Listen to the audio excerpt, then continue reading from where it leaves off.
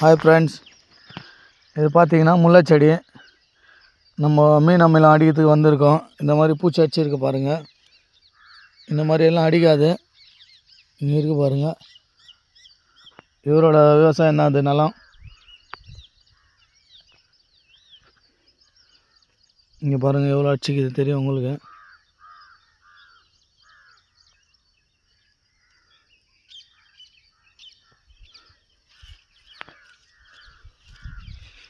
இப்போ மீன் அம்மையெல்லாம் அடிக்கிறதுக்கு வந்திருக்கோம். அடிக்கும்போது ஒரு வீடியோ போடுறோம். அப்போது